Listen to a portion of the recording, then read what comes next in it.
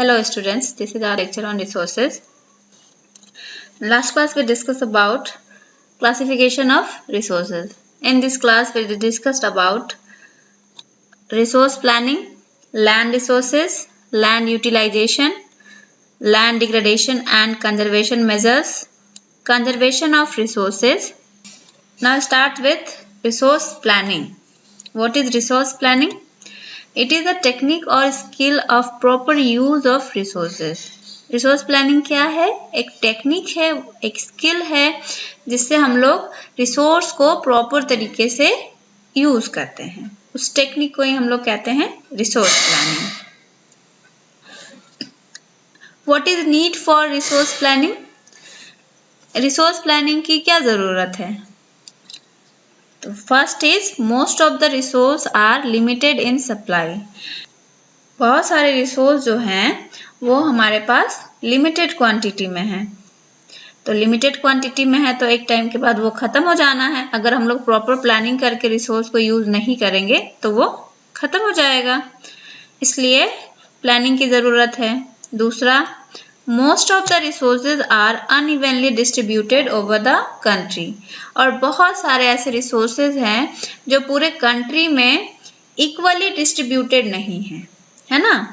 जैसे कि अगर कोई मिनरल महाराष्ट्र में मिलता है या कोई रिसोर्स महाराष्ट्र में है तो वो यूपी में नहीं होगा या फिर अदर स्टेट्स में नहीं होगा.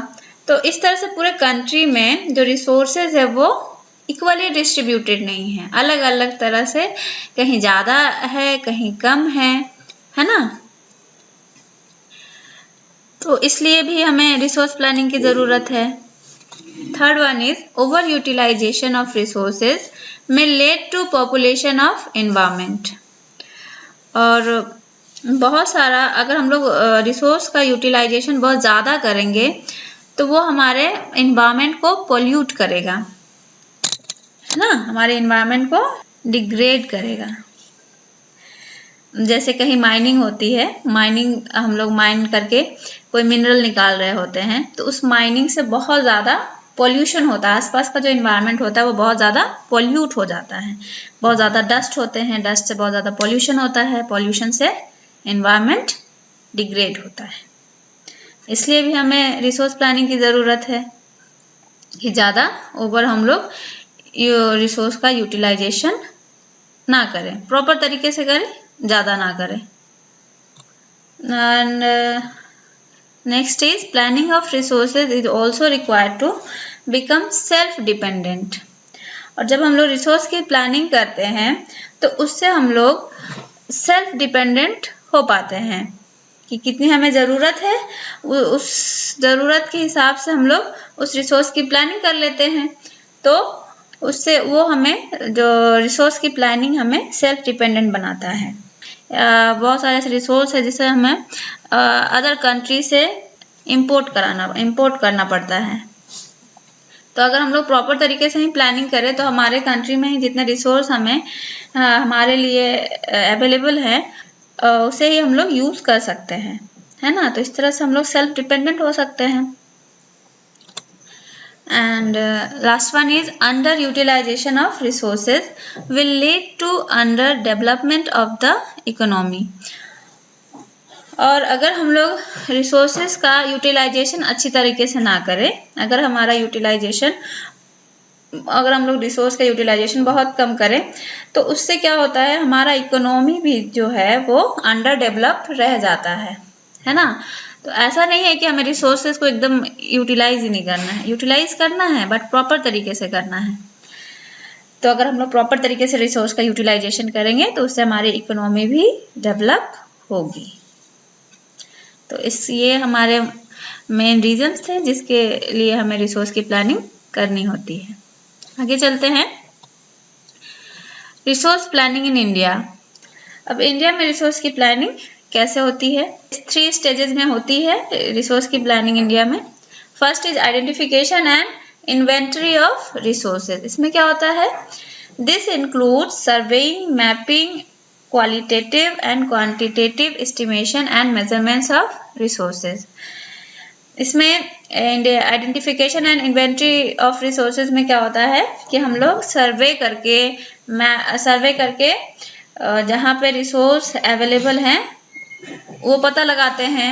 फिर पता लगाने के बाद उसकी मैपिंग करते हैं कि किस जगह पे कितनी क्वांटिटी में वो रिसोर्स अवेलेबल है, फिर उसकी कैसी क्वालिटी है, कितनी क्वांटिटी में वो अवेलेबल है, क्वालिटी उसकी कैसी है, अच्छी क्वालिटी का है, खराब क्वालिटी का है, मीडियम क्वालिटी का है, ये सब हम लोग चेक करते हैं इसमें। फिर रिसोर्स को मेजर करते हैं कि कितने टाइम तक ये चल सकता है। ये आता है identification and inventory of resources में।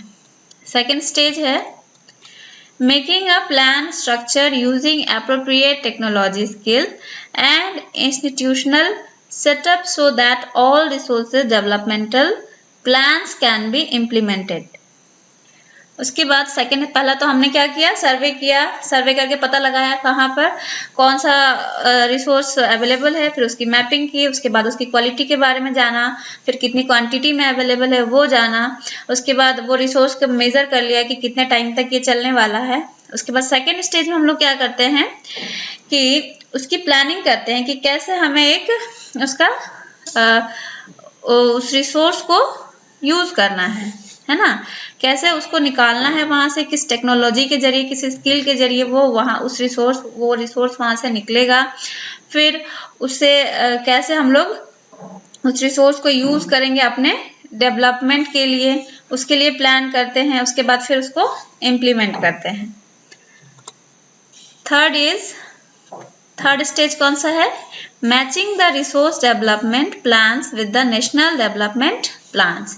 उसके बाद जो हमने रिसोर्स को डेवलप किया, रिसोर्स का जो डेवलपमेंट प्लान हमने बनाया उसको हम लोग अपने नेशनल डेवलपमेंट प्लान के साथ मैच कराते हैं। इसका मतलब क्या है कि उस रिसोर्स के जो रिसोर्स का डेवलपमेंट प्लान हमने बनाया है उससे हमारे कंट्री को, हमारे नेशन को कितना फायदा होगा, हमारे नेशन की, हमारी कंट्री की इकोनॉमी को कितना वो ग्रो करा सकता है वो प्लान। तो इससे हम लोग मैच करा के देखते हैं। तो इस तरह से हम लोग 3 स्टेजेस में प्लानिंग करते हैं रिसोर्सेज की इंडिया में। नेक्स्ट है कंजर्वेशन ऑफ रिसोर्सेज। तो रिसोर्स को कंजर्व करके रखने की क्या जरूरत है क्योंकि conservation of natural resources means judicious and planned use of natural resources so that we can get the maximum possible benefit from these resources over the longest possible period of time। इस resource को conserve करने की, क्योंकि जब हम लोग natural resources को एक प्लान तरीके से, एक न्यायपूर्वक, न्याय संगत, जुडिशियस का मतलब होता है न्याय संगत, उस तरीके से जब हम लोग नेचुरल रिसोर्स को कंजर्व करते हैं तो वो हमें लंबे समय तक बेनिफिट देता है और वो लंबे समय तक चलता भी है और उसका जो बेनिफिट हमें लंबे समय तक मिलता है ना। इसीलिए नेचुरल रिसोर्स को कंजर्व करना जरूरी है। स्टार्ट करते हैं हम लोग लैंड रिसोर्सेज के बारे में। Land is a important resource because land एक इम्पॉर्टेंट रिसोर्स है क्योंकि इट सपोर्ट्स नेचुरल वेजिटेशन। ये नेचुरल वेजिटेशन को सपोर्ट करता है। जैसे हमने पिछले वीडियो में पढ़ा था, नेचुरल वेजिटेशन क्या होते हैं, फ्लोरा एंड फौना, यानी कि animals and plants. Natural vegetation है वो कहाँ रहते हैं, लैंड में ही रहते हैं। तो लैंड जो है वो नेचुरल वेजिटेशन को सपोर्ट करता है। सेकेंड है it supports wild life and human life. ये हमारे ह्यूमन लाइफ और वाइल्ड लाइफ को भी सपोर्ट करता है। Third is the supports human economic activities and transport communication system. और ये क्या करता है, human activities, transportation, communication system, इनको भी सपोर्ट करता है। जो ट्रांसपोर्टेशन है, गाड़ियाँ वगैरह कहाँ चलती है, लैंड पे ही चलती है ना। ह्यूमन की इकोनॉमिक एक्टिविटी कहाँ होती है, लैंड पे ही होती है। तो इसको ये सपोर्ट करता है। थर्ड देखो हमारा लैंड रिसोर्स है। जो लैंड हमारा कितने पार्ट में डिवाइडेड है, माउंटेन्स वाला एरिया, दूसरा प्लेन वाला एरिया एंड थर्ड इज प्लेटू। तो देखो प्लेटू जो है पूरे लैंड रिसोर्सेज में 27% एरिया जो है वो प्लेटू का है। प्लेन का एरिया 43% है और 30% में माउंटेन है। देखो, India has a land under a variety of relief features. India का जो लैंड है उसमें बहुत सारे टाइप के लैंड फीचर्स हैं। कहीं माउंटेन्स हैं, कहीं प्लेन एरिया है, कहीं प्लेटू है ना। देखो 43% of a plain which is important for agriculture and industries. जो 43% प्लेन एरिया है वो इम्पोर्टेंट है किसके लिए? एग्रीकल्चर के लिए एंड इंडस्ट्री के लिए। 43% जो है हमारा लैंड एरिया है ना। इंडिया में 43% लैंड एरिया पाया जाता है। उसमें क्या क्या होता है? एग्रीकल्चर है, इंडस्ट्रीज एरिया, वैसी जगहों पे ज़्यादा डेवलप हुए हैं। सेकेंड है 30% इज माउंटेन, और जो 30% है वो क्या है? माउंटेन है। They help to provide rivers facilities for tourism and ecological aspects. और ये जो माउंटेन एरिया है टूरिज्म के लिए, जो रिवर वगैरह है वहाँ पे टूरिज्म भी देखोगे बहुत ज़्यादा होता है ना। और रिवर्स कहाँ होती है? माउंटेन से ही निकलती है, तो ये उसको सपोर्ट करता है। फिर इकोलॉजी, जो हमारा इन्वायरमेंट है, जो हमारा इकोलॉजी है, उसको भी ये सपोर्ट करता है। थर्ड है प्लेटू वाला region. 27% is a plateau region which is a rich reserve of minerals, fossil fuels and forest. जो हमारा 27% प्लेटू वाला रीजन है वो मिनरल से, फॉसिल फ्यूल से, फॉरेस्ट से रिच एरिया है। वहाँ पे बहुत सारे मिनरल्स पाए जाते हैं, फॉसिल फ्यूल्स पाए जाते हैं, है ना, और फॉरेस्ट पाए जाते हैं। Next, land utilization. अब ये लैंड यूटिलाइजेशन क्या होता है? कैसे हम लोग लैंड को यूटिलाइज करते हैं? लैंड यूटिलाइजेशन, लैंड का कहाँ कहाँ और क्या क्या यूटिलाइजेशन है। Land resources are use for the following purposes. Land resource को हम लोग फॉलोइंग पर्पस से यूज करते हैं। फर्स्ट, फॉरेस्ट, फॉरेस्ट वाला लैंड। दूसरा, land not available for cultivation, वैसा लैंड जो कल्टीवेशन के लिए अवेलेबल नहीं है। वैसे लैंड को हम लोग क्या कहते हैं? बारेन एंड वेस्ट लैंड, यानी कि बंजर जमीन या फिर वेस्ट लैंड, बेकार जमीन।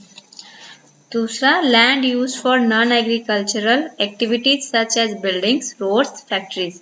वैसे लैंड का यूज हम लोग कहाँ करते हैं? जिसमें वैसे लैंड का यूज जहाँ पे एग्रीकल्चर नहीं होता है, एग्रीकल्चरल एक्टिविटीज नहीं होती है, वैसे लैंड का यूज हम लोग करते हैं बिल्डिंग्स बनाने में, रोड्स बनाने में, फैक्ट्रीज लगाने में।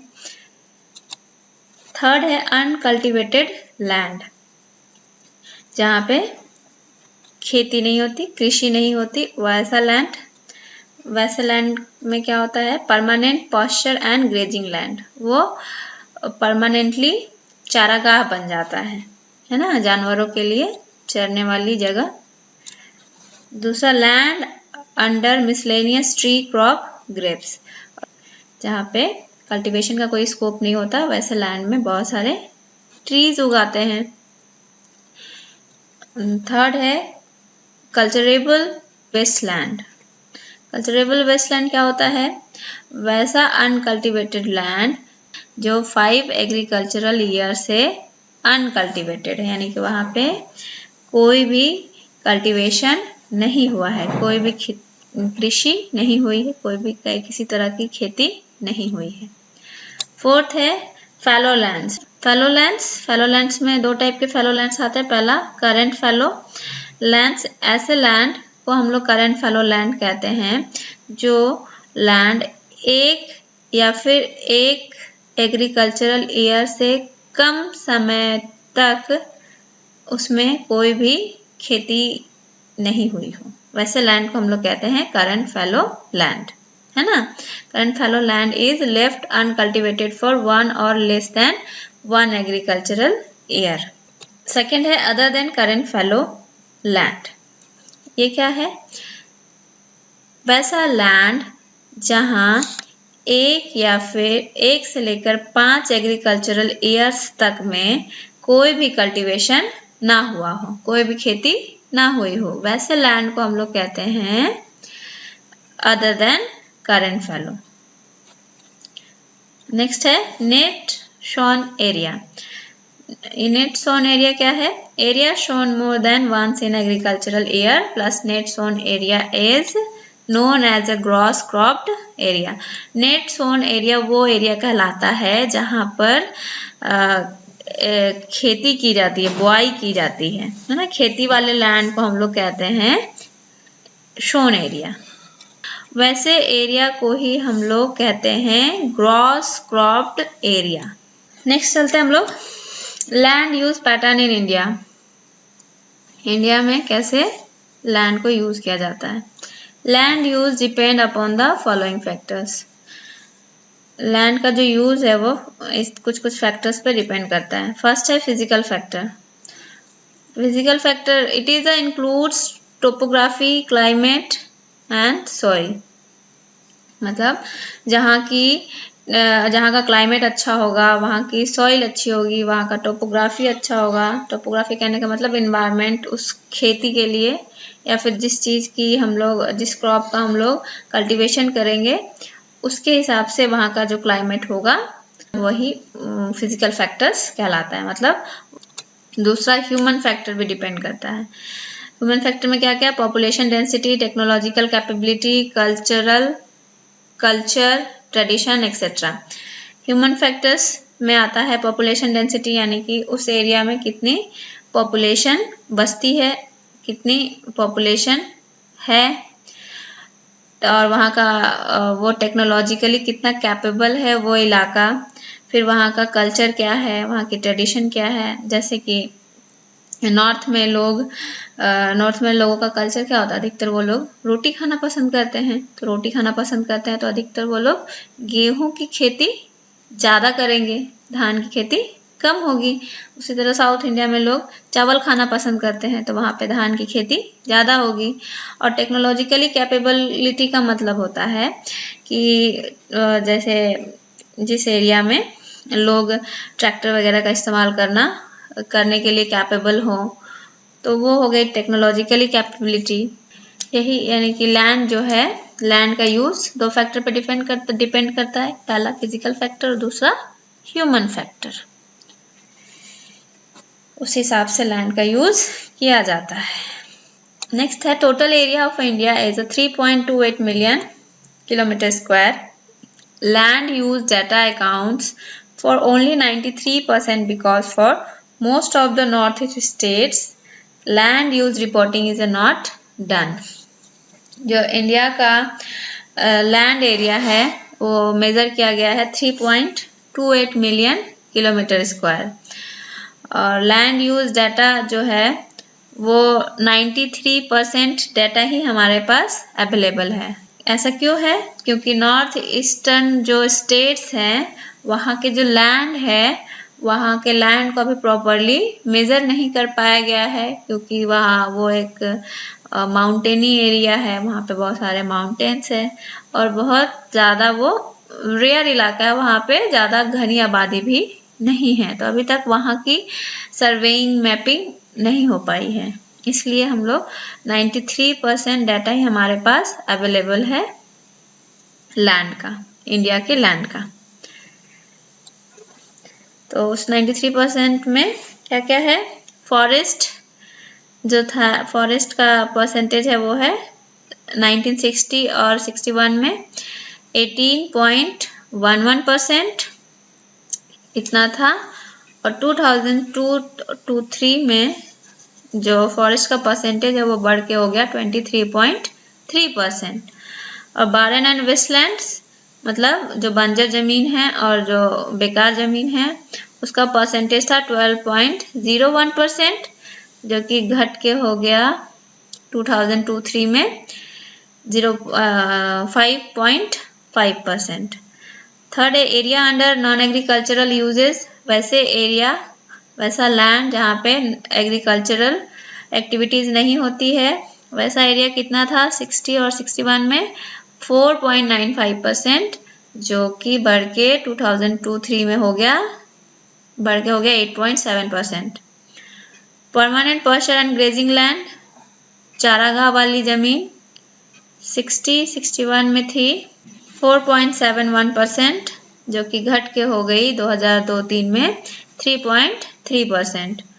ट्री क्रॉप्स एंड ग्रासेस, वैसी जमीन जहाँ पे ट्रीज हैं और घास के मैदान हैं, वैसी जमीन 1960 और 61 में 1.5% थी, जो कि 2002-03 में रह गई 1%। कल्टिवेबल लैंड वेस्ट, वैसी जमीन 61 में 6.23% थी, जो कि घट के हो गई 4%। फैलो में ही जो अदर देन करंट फैलो वाली जमीन थी वो थी 3.5% 1960-61 में, और जो कि घट के नहीं बढ़ गई 2002-03 में 3.6%। करंट फैलो वाली लैंड थी 60-61 में 3.73%, जो कि 2002-03 में बढ़ के हो गई 4.9%। और नेट शोन एरिया जो था वो 60-61 में 46.26% था, जो कि घट के हो गया 45.5%। देखिए इसका ये ग्राफ है, कैसे कैसे बढ़ा घटा है ये, है ना। फॉरेस्ट जो कि 1960-61 में 18.11% था। ये जो ब्लू वाला आपको बार दिख रहा है ये 1960-61 को प्रेजेंट कर रहा है, और जो ये ऑरेंज वाला बार दिख रहा है ये प्रेजेंट कर रहा है 2002-03 के ईयर को, है ना। इसके जरिए हम लोग क्लियरली देख सकते हैं कि किस ईयर में ये बढ़ा है, किस ईयर में घटा है, कौन सा डेटा। तो फॉरेस्ट का डेटा देखिए 2002-03 में बढ़ा है, बारन एंड वेस्टलैंड का डेटा जो है वो घटा है पिछले साल से 60-61 के ईयर से, और area under non cultural uses वाला जो डेटा है देखिए 60-61 में कम था, 2002-03 में बढ़ गया है। परमानेंट पोस्चर एंड ग्रेजिंग वाला लैंड 60-61 में ज़्यादा था, लेकिन 2002-03 में घट गया है। ट्री क्रॉप ग्रोव्स वाला एरिया 60-61 में ज़्यादा था और 2002-03 में घट गया है। Cultivated land and waste land जो है वो 6.23 था 60-61 में, और 2002-03 में ये एरिया घट के हो गया 4%। और अदर देन करंट फैलो वाला एरिया जो 3.5% था वो घट के 3.6% हो गया। करंट फैलो वाला एरिया 3.73% था, लेकिन ये बढ़ गया 2002-03 में।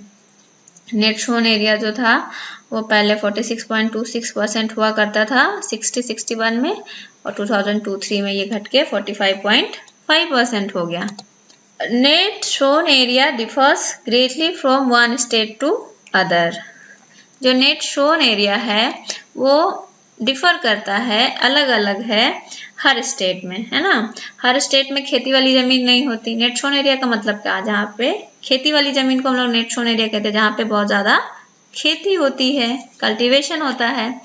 इन Punjab and Haryana it is over 80%, and in Arunachal Pradesh, Mizoram, Manipur, Andaman and Nicobar island it is less than 10%। वही पंजाब हरियाणा में हम लोग देखते हैं तो ये 80% से ज़्यादा शोन एरिया है। बट वही हम लोग अरुणाचल प्रदेश, मिजोरम, मणिपुर, अंडमान निकोबार आइलैंड में देखते हैं तो वहाँ पे जो नेट शोन एरिया है यानी कि खेती वाली ज़मीन है जहाँ पे खेती होती है वो 10% से भी कम है। Wasteland includes rocky, arid and desert area, land use for housing, roads, railways etcetera. और जो वेस्ट लैंड है, तो रॉकी एरिया है, मतलब पहाड़ी इलाका है, पथरीला इलाका है, डेजर्ट वाला इलाका है, वैसे इलाके को हम लोग वेस्ट लैंड कहते हैं क्योंकि वहां तो खेती हो नहीं सकती। तो वैसे लैंड का यूज होता है घर बनाने में, रोड्स बनाने में, है ना, रेलवेज के लिए पटरियां बिछाने में। Third, according to national forest policy 33% should be under forest cover, but in India it is only 22%। और नेशनल फॉरेस्ट पॉलिसी के हिसाब से लैंड के 33% एरिया में फॉरेस्ट होना चाहिए, बट इंडिया में ये 22% ही है। मतलब ये जो नेशनल फॉरेस्ट पॉलिसी है, इसको ये इंडिया जो है वो फॉलो नहीं करता है, लेकिन इसे करना चाहिए। 33% तक होना चाहिए। Next, land degradation and conservation measures. अब लैंड के डिग्रेड होने में और कंजर्व करने के मेजर्स के बारे में लोग पढ़ेंगे। It is a process through which land becomes unfit for cultivation. Land degradation क्या है? लैंड डिग्रेडेशन वो प्रोसेस है जिसमें लैंड अनफिट हो जाता है कल्टीवेशन के लिए। मतलब वो जो लैंड है वो अब उसमें खेती नहीं हो सकती, वो खेती के लिए अनफिट हो गया। वैसे लैंड को हम लोग कहते हैं land degradation. Factor responsible for land degradation. कौन कौन से फैक्टर हैं जो कि लैंड डिग्रेडेशन के लिए रिस्पॉन्सिबल हैं? First, mining. माइनिंग मतलब होता है माइन करना, किसी भी मिनरल्स को, मटेरियल को माइन करके खोद के निकालना। It is the most important factor for land degradation. The mining sites are abandoned after excavation work is over. The excavation work level deep, scarce and other material which degrade the soil. This common in state like Jharkhand, Chhattisgarh, Madhya Pradesh and Odisha. जो mining है ये सबसे main factor है land degradation का। और जो mining sites होती है जहाँ माइन किया जाता है, वैसे जगह को हम लोग कहते हैं माइनिंग साइट्स। माइनिंग साइट्स में बहुत ज़्यादा जब माइनिंग होने लगती है, बहुत ज़्यादा जब माइन हो जाता है, तो उससे क्या होता है, बहुत गहरी खाई जैसा वो एरिया बन जाता है ना। And other material which is degraded, और जो उसके आसपास वाला मटेरियल होता है उसको वो डिग्रेड कर देता है। उसके सॉइल को, जो वहाँ की सॉइल है उसको डिग्रेड कर देता है, आसपास का एनवायरनमेंट है उसको डिग्रेड करता है। और ये मोस्टली वैसे स्टेट्स में होते हैं जहाँ पर रिसोर्सेज पाए जाते हैं, जैसे कहीं कोल पाया जाता है, कहीं आयरन ओर पाए जाते हैं, कहीं एल्यूमिनियम ओर पाया जाता है। वैसे ओर को कैसे निकाला जाता है? माइन करके निकाला जाता है। तो माइनिंग के कारण वो जो स्टेट्स हैं वो बहुत ज़्यादा, वहाँ का जो लैंड है वो डिग्रेड होता है। वैसे स्टेट्स में आते हैं झारखंड, छत्तीसगढ़, मध्य प्रदेश एंड उड़ीसा। सेकेंड है ओवरग्रेजिंग। ओवरग्रेजिंग मतलब बहुत ज़्यादा जानवरों के द्वारा चराई करना, है ना। Overgrazing of a land by animals results in a removal of grass over a large area, making it easy for wind and water to remove the soil. Example, Gujarat, Rajasthan, Madhya Pradesh, Maharashtra etcetera. जानवरों के द्वारा उस लैंड पर जहाँ पर घास वगैरह उगते हैं वहाँ पर ओवरग्रेजिंग के कारण क्या होता है, जो घास है वो तो खत्म हो जाता है। जब वो घास, वो जो ग्रास है वो खत्म हो जाती है एक लार्ज एरिया से, तब वहाँ पे जब भी हवा चले या फिर बहुत तेज बारिश हो जाए तो वो क्या करती है, अपने साथ वहाँ की जो सॉइल है उसको भी बहाकर या उड़ाकर ले जाती है। तो उससे क्या होता है, वहाँ का जो लैंड है वो, वहाँ की जो ऊपर की परत है सॉइल की वो हट जाती है और धीरे धीरे वो लैंड क्या होता है, लेयर बाय लेयर घटते रहता है, डिग्रेड होते रहता है। ये किसके कारण होता है? ओवरग्रेजिंग के कारण होता है।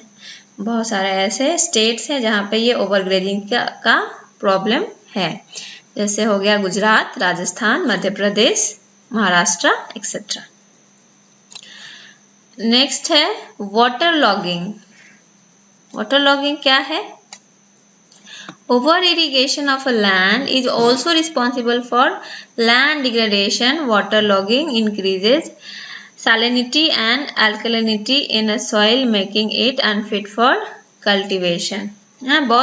बहुत बड़े लैंड में हम लोग इरिगेशन करते हैं, तो वो इरिगेशन से क्या होता है, यानी कि सिंचाई सिंचाई करते हैं ना, खेतों को क्या करते हैं, सींचते हैं पानी से।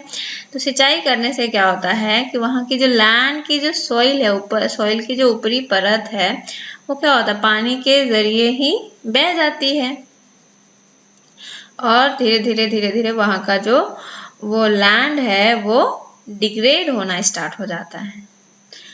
कैसे डिग्रेड होने लगता है, वो वाटर सॉइल को ले जाती है और सॉइल का जो ऊपरी परत जब हट जाता है तो धीरे धीरे उस सॉइल में सैलिनिटी आने लगती है। सैलिनिटी कहने का मतलब खारापन आने लगता है और एल्कलिनिटी बढ़ जाती है, मतलब वो उसमें बेस का नेचर आने लगता है, बेसिक नेचर आने लगता है, जो कि वैसा नेचर वैसा सॉइल कल्टीवेशन के लिए अनफिट होता है, मतलब उसमें कल्टीवेशन नहीं हो पाता।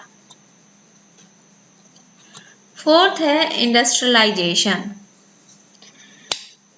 Industrial waste also leads to water and land degradation. जहाँ भी इंडस्ट्रियलाइजेशन होता है, जहाँ भी इंडस्ट्रीज होती है, इंडस्ट्रीज से निकलने वाला जो वेस्ट होता है वो कहाँ जाता है, लैंड में जाता है, फिर लैंड के थ्रू वाटर में जाता है। तो वो जहाँ जहाँ इंडस्ट्रियल वेस्ट जाता है उस जगह को, उस लैंड को वो डिग्रेड करता है। अगर वो फिर वाटर में जाता है, फिर वहाँ के वाटर को, उस रिवर के वाटर को डिग्रेड करता है। ऐसा क्यों होता है, क्योंकि इंडस्ट्रियल वेस्ट में बहुत सारे केमिकल्स मिले हुए होते हैं और वो जो केमिकल है वो लैंड को डिग्रेड करता है। नेक्स्ट है कंजर्वेशन ऑफ रिसोर्सेज। कैसे हम लोग रिसोर्स को कंजर्व कर सकते हैं। पहला है एफॉरेस्टेशन शुड बी इनकरेज्ड। खूब मात्रा में एफॉरेस्टेशन होना चाहिए, यानी कि खूब पेड़ लगाए जाने चाहिए।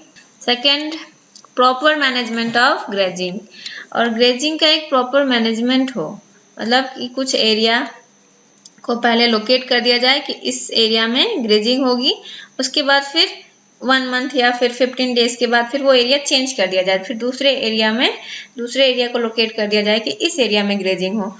जब तक दूसरे एरिया में ग्रेजिंग होगी तब तक पहले एरिया में जो भी ग्रास है, घास है, वो बढ़ जाएंगी। तो इस तरह से हम लोग प्रॉपर मैनेज करके ग्रेजिंग एरिया को कम कर सकते हैं। थर्ड है कंट्रोल ऑन ओवर ग्रेजिंग, और ओवर ग्रेजिंग पे हम लोग कंट्रोल कर सकते हैं, जैसे कि सब जानवरों को लेके जो हम लोग चले जाते हैं ग्रेजिंग फील्ड में, तो ऐसा ना करके कि जानवरों को जो खेतों से उगने के बाद जो वेस्ट मटेरियल होता है, जो घास फूस होता है, उसे काट के दे दिया जाए, या फिर कुछ पत्ते वगैरह पेड़ों के वो दिए जाएं। तो इससे क्या होगा, ओवर ग्रेजिंग कंट्रोल होगी। Planting of shelter belt of plants, जहाँ पे भी फैक्ट्रीज वगैरह हैं, जहाँ पे भी इंडस्ट्रीज वगैरह हैं, उसके आसपास हम लोग ढेर सारे प्लांट्स लगाएं। उससे क्या होगा कि आसपास वाला जो लैंड है जो डिग्रेड हो रहा है वो नहीं होगा। फिफ्थ है stabilization of sand dunes by growing thorn bushes. जो सैंड डून्स है, सैंड डून्स कहने का मतलब जो मरुस्थल है जहाँ पे सैंड्स रहते हैं, तो उससे एक सैंड डून बन जाता है, मतलब हवाएं चलती है तो वो बालू को, सैंड को उसी दिशा में बहा के ले जाती है। तो इस तरह से जो बनते हैं उसे हम लोग सैंड डून्स कहते हैं। जो एक देखते हो ना कर्व जैसा बन जाता है सैंड में,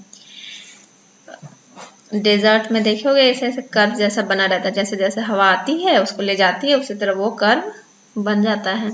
तो सैंड डून्स को स्टेबलाइज कर सकते हैं हम लोग कैसे, वहां पे थ्रोनी बसेस लगा के, वो जो कटीली झाड़ियां होती है उसको लगाएंगे तो वो सैंड डून्स को बनने नहीं देगा। वहां की जो सॉइल है उसको वो रोक के रखेगा, पकड़ के रखेगा। सिक्स्थ है प्रॉपर मैनेजमेंट ऑफ वेस्टलैंड, और जो वेस्ट लैंड है उस लैंड का प्रॉपर मैनेजमेंट हो। वेस्टलैंड में जहाँ पे बिल्डिंग्स बनानी हो, रोड्स बनाने हो, उसको प्रॉपर एक तरीके से मैनेज करके बिल्डिंग्स बनाई जाए, बिल्डिंग्स के बगल में रोड्स बनाई जाए, रोड्स के किनारे किनारे पेड़ लगाया जाए। इस तरह से हम लोग प्रॉपर मैनेज करके वेस्टलैंड को भी यूज कर सकते हैं, जो कि हमारे रिसोर्स को कंजर्व करेगा। सेवेंथ है कंट्रोल ऑफ माइनिंग एक्टिविटीज, और माइनिंग एक्टिविटीज को कंट्रोल किया जाना चाहिए। बहुत सारी इलीगल माइनिंग चल रही है, जो कि माइनिंग को गवर्नमेंट से परमिशन लेना पड़ता है कहीं भी माइन करने के लिए, लेकिन बहुत सारे इलीगल माइंस है जो कि बिना गवर्नमेंट के परमिशन के बगैर चल रही हैं। तो वैसे माइनिंग्स को कंट्रोल किया जाना जरूरी है। 8th, proper discharge and disposal of industrial waste.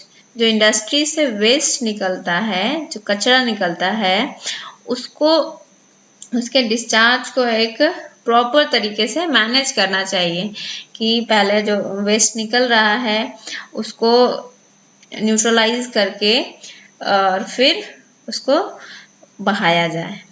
Thank you for watching.